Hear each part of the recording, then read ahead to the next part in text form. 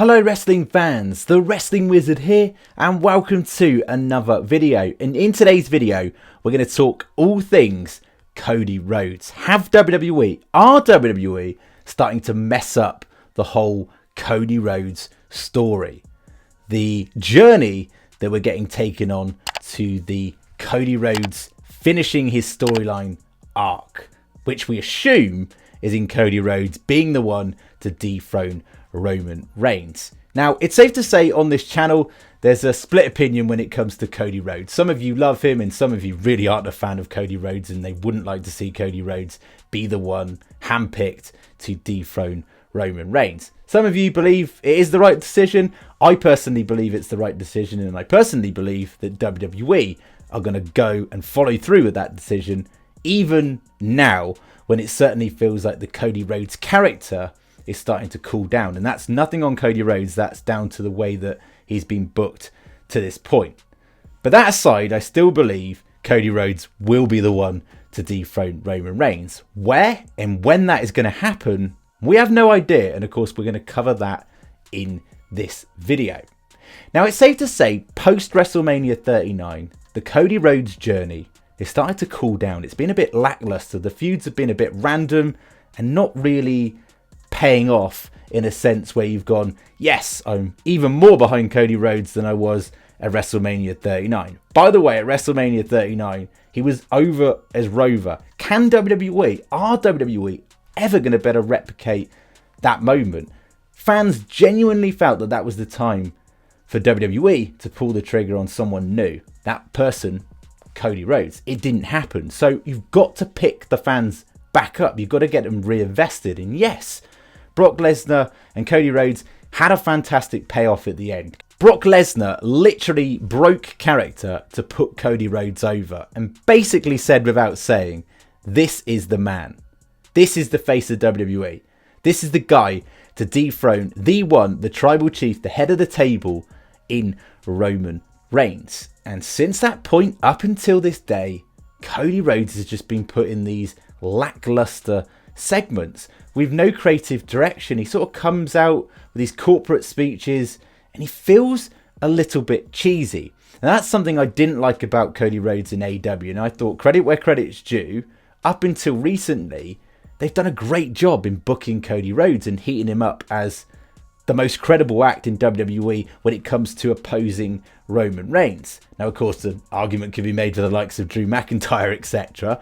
But Cody Rhodes, in the eyes of WWE, certainly seems like the pick, the man. From a corporate side of things, from a just being ridiculously over as a babyface, the fans at this point are still massively behind him. And I believe WWE still believe that Cody Rhodes can be the one to dethrone Roman Reigns. But what you're giving us is very mediocre. I mean, on a recent live event, Omos has came out and attacked Cody Rhodes. So you can bet your bottom dollar we're probably going to get Omos versus Cody Rhodes at Crown Jewel. And I'm not taking anything away from Omos. At 7'3", the Nigerian giant is an absolute beast. And he certainly has a place in WWE. Acts like that are more than welcome in WWE. But are we supposed to get more invested in Cody Rhodes because he's defeating Omos down the line? Everybody defeats Omos. Nobody really cares about Omos in the grand scheme of things when you think about it like that. The WWE aren't giving us a reason to get more behind Cody Rhodes than we've ever been. And maybe giving them a bye, potentially they had plans for Bray versus Cody, which sadly will never ever happen. Rest in peace, Wyndham, Bray Wyatt. We miss you every single day on this channel and we will never forget you on this channel. Why I always have the Fiend in every single video. So maybe that's why WWE feel like they're treading water at the moment when it comes to Cody Rhodes. They don't really have any clear direction. We've got a very random sort of segment where Cody Rhodes trades from a corporate side of things, Jay from SmackDown to Raw. Why would he do that unless there was something that was going to benefit him? Is he going to be the one moving to SmackDown? We sort of need answers. If he gets traded to SmackDown, he can explore loads of rivalries along the way, and maybe they can reheat Cody Rhodes back up, and that would make sense. But why, from a logic standpoint, would Cody Rhodes trade Jay to Raw?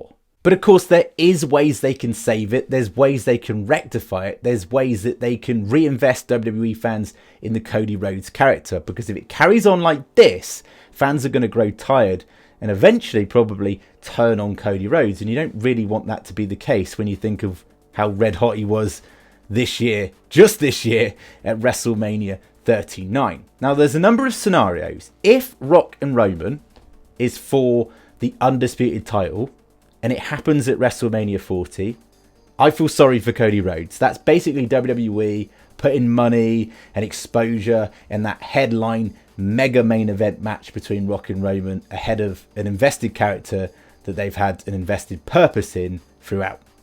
And I'd feel really sorry for Cody if that were the case. Anything else, even if it was the World Heavyweight title scene, would feel like a consolation prize for Cody Rhodes if that were the case. Now, personally, I hope Cody Rhodes gets a rematch against Roman Reigns at, say, the Royal Rumble or maybe even Elimination Chamber in Australia. Think how shocking that would be. Completely out there. And then you can have Rock versus Roman without the belts on the line, just how it should be. In my personal opinion, that's how it should be booked.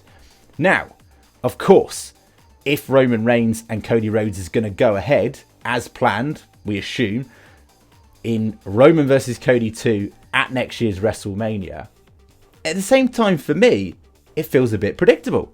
You kind of go, okay, they're going to go with Cody, and the momentum and the crowd support isn't going to be as big as it was at this year's WrestleMania.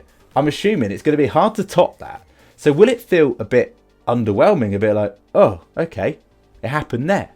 Now, there's one thing that could potentially save things. And it's out there. It's a fantasy booking scenario. I think you've guessed it in the thumbnail. But what if the unthinkable were to happen and CM Punk was to return at the Royal Rumble and cost Cody Rhodes the Royal Rumble? Just imagine it. Setting up Cody Rhodes versus CM Punk at WrestleMania 40. It would be a dream match. Of course, former AEW members taking on one another on the grandest stage of them all. It would be epic. And then you'd be reinvested in Cody Rhodes as a character. And then if you were having Rock versus Roman and it were for the titles, then maybe, just maybe, you're willing to wait until SummerSlam of next year for Cody versus Roman, where that is the moment where Cody Rhodes finishes the story. There's loads of options. There's loads of ways it can be booked. But I just don't want Cody Rhodes missing out. And he sort of gets that downplay moment where Rock just sort of takes his spotlight. But what do you think? How do you think Cody Rhodes should be presented from now and onwards? And also, what do you think is going to happen in the lead up to next year's WrestleMania? Do you think we're ever going to see a returning CM Punk? If so, would you like to see him in a feud with Cody Rhodes? Do you think we're going to get Rock Roman for the belts, not for the belts? Or do you think we're going to get, as we predicted, Cody versus Roman for the undisputed title, where that is the moment he gets his moment to dethrone Roman Reigns? But what do you think? As always, thank you so much for watching the video. It'd be very much appreciated if you could like the video, share the video, and even better, subscribe if you're new. We'll catch you in the next one.